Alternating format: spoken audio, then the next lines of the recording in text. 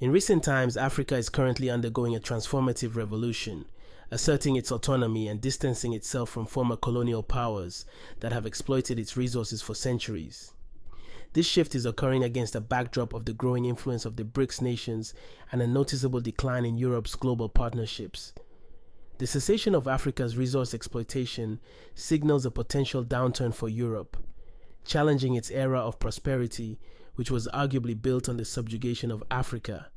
Consequently, the European Commission recognizes their precarious position and acknowledges the imperative of aligning with Africa to safeguard their future. European Commission President Ursula Von Der Leyen, in a recent dialogue with African leaders, conveyed a plea for the partnership while maintaining an assemblance of colonial undertones in her discourse. Her message underscores the desire not merely for resource extraction, but for establishing collaborative local value chains and investing in skill and technology transfer. This pivotal moment, set against a backdrop of significant geopolitical shifts with BRICS expanding and more nations aligning with Russia and China, places Africa in a potent position. The continent, endowed with resources that have the potential to influence global dynamics, now navigates a path that could redefine world leadership and alliances. Let's delve into the full details so we can truly understand her message. When she states that Europe is not only interested in extracting resources, it can be interpreted as a blatant admission that Europe has exploited African resources for decades. This acknowledgement doesn't seem to carry embarrassment or remorse. Instead, it's utilized as a justification that Europe may continue to leverage African resources while providing some reciprocal benefits. This perspective reflects a colonial mindset that appears to persist among European leaders. There might be an inherent malevolence in their proposals, as they maintain a colonial mentality, yet lack substantial power. The prosperity, once derived from exploiting Africa and its resources, is now concluding. When she expresses a desire for Europe to create local value chains in Africa, it prompts the question of Europe's role and authority in assisting Africa. The global viewpoint needs adjustment because, in the current power dynamics, it is Africa that wields significant power, not Europe. Therefore, Europe must cease its condescending approach to avoid becoming an object of global derision. Her statement that Europe is not only interested in extracting resources might be perceived as a critical misstep. Perhaps she should have stated that Europe is not interested. Whether it was a verbal misstep or a reflection of Europe's actual mindset, it offers a revealing glimpse into Europe's position.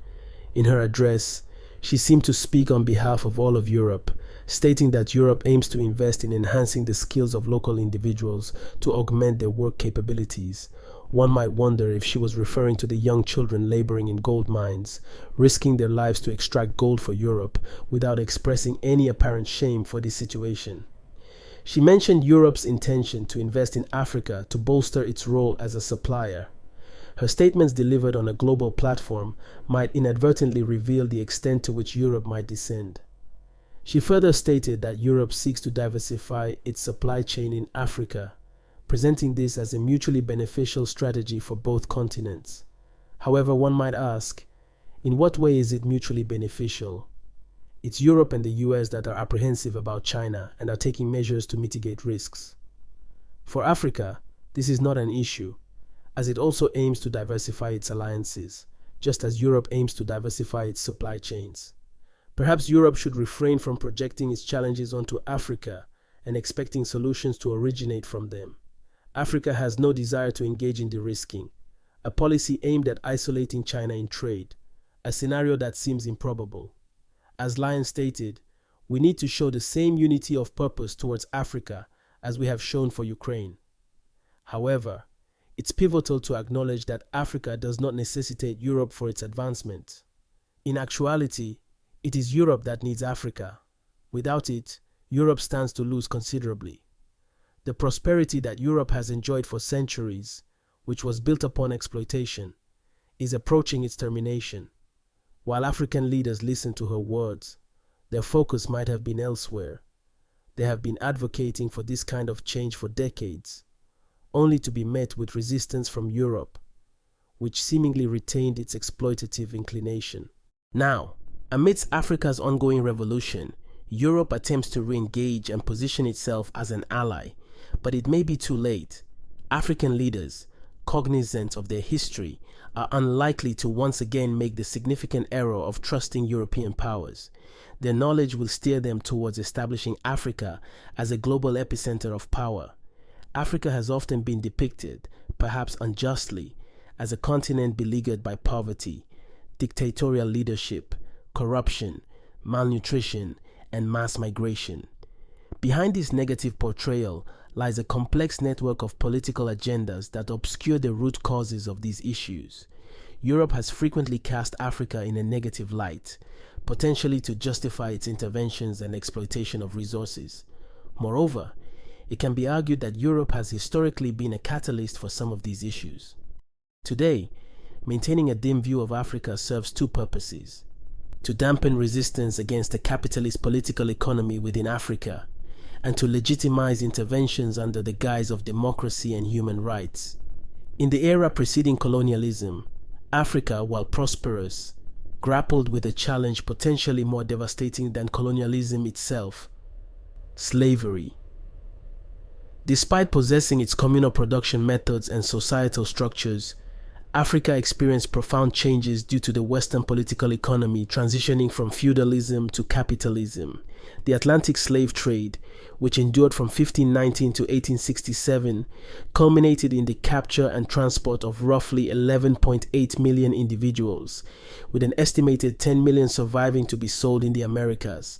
This trade significantly diminished Africa's able-bodied labor force, especially among young men and women who, without the scourge of enslavement, could have positively influenced the continent's economic development.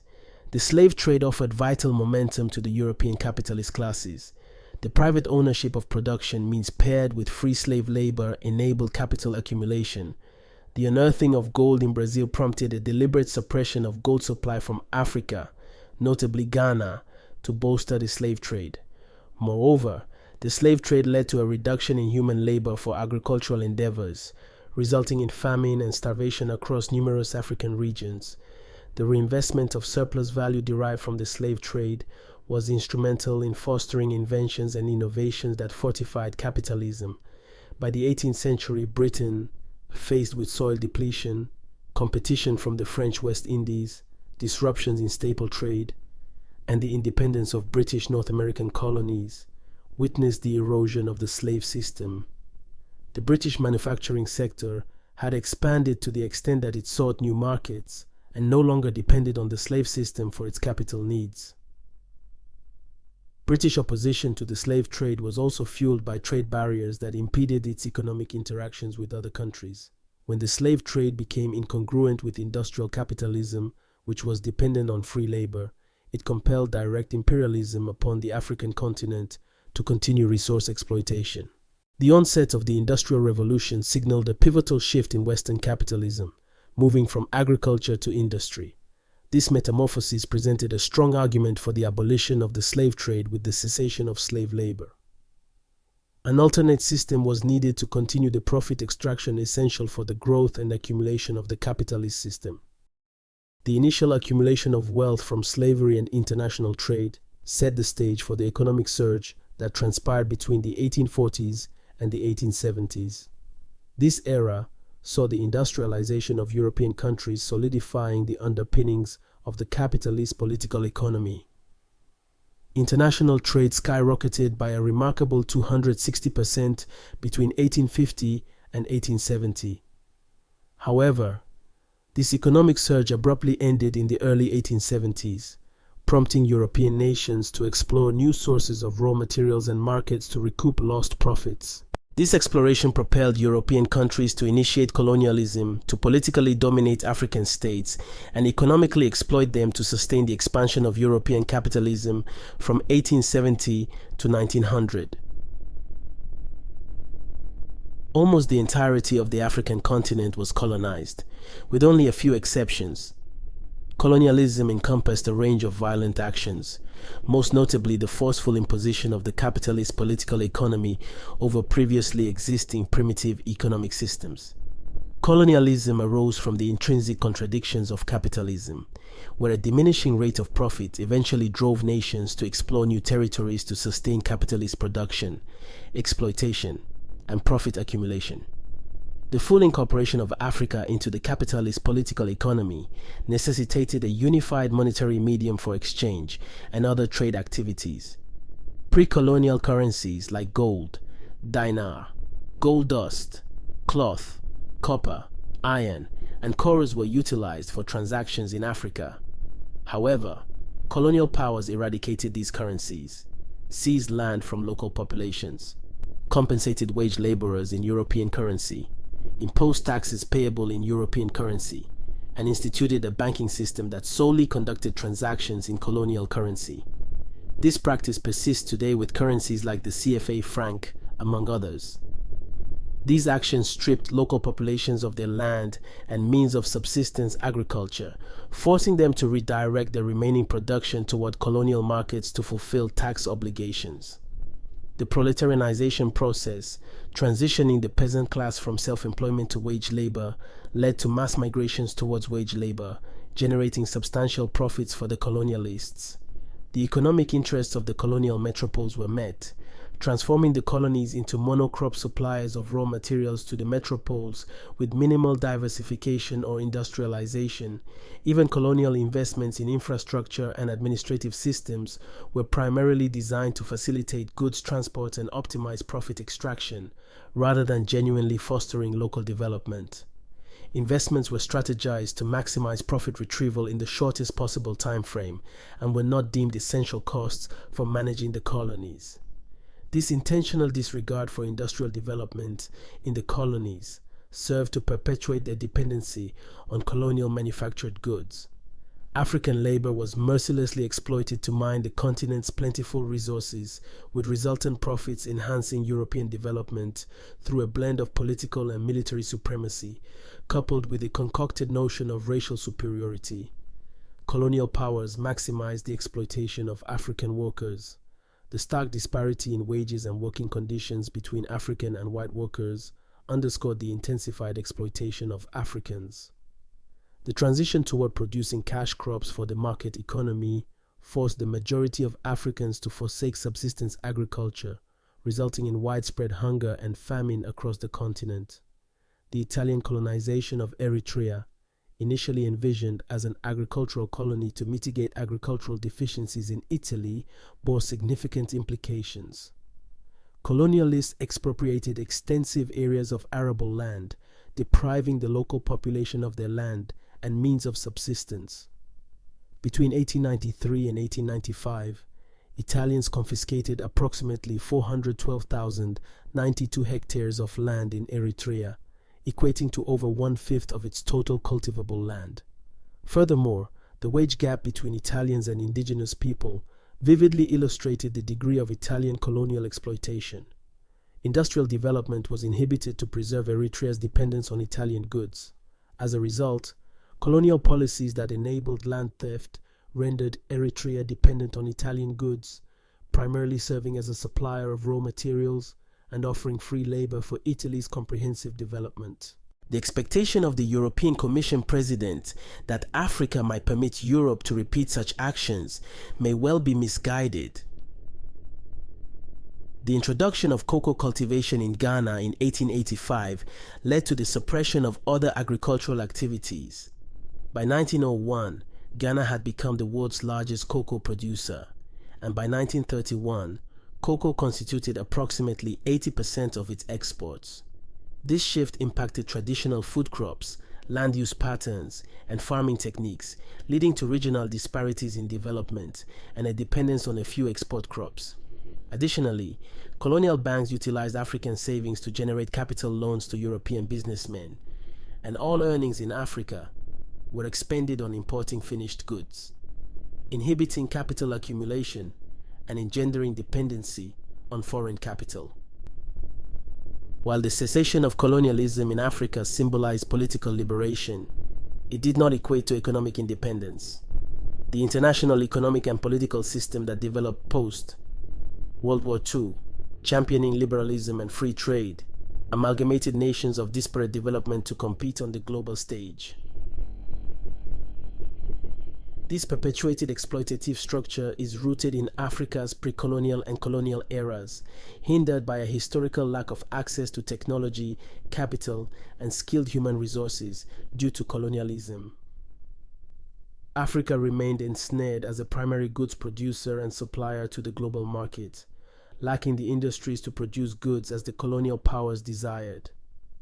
The 1970s oil crisis and the ensuing debt crisis once again laid bare African economic, social, and political realms to the sway of former colonial powers. Neoliberalism permeated Africa via structural adjustment programs, which underscored trade liberalization, investment deregulation, privatization of public utilities, and reforms in sectors like agriculture, labor, pensions, and more. Trade policies and financial sector reforms that favored international enterprises edged small and medium-sized enterprises out of the market. Agricultural reforms disrupted diversified cultivation and destabilized food security, while privatization led to diminished real wages and reduced public expenditure impacting healthcare and education quality. The growth performance of numerous countries fell below the levels observed in the 1960s. Centuries of exploitation and underdevelopment in Africa have forged a scenario where various ethnic, religious, and tribal groups compete for political power, thereby granting them access to economic resources. This has sparked civil wars, displacing large populations and prompting many to migrate westward. Now, as Africa is shedding the structural changes implemented by European powers, the European Commission President is urging African leaders to retain those detrimental policies. Recall, she requested Africa to enhance its role as a supplier so Europe could persist in exploiting its raw materials. Does Europe anticipate that Africa will permit this to recur? The answer is a resounding no. After all these explanations, the question arises: should African leaders permit European countries to forge ties, or should they be barred, preventing any future opportunity to latch onto Africa and exploit it in any manner? Let's continue the conversation in the comment section below this video on what Africa should do now as it becomes a focal point of attention and power.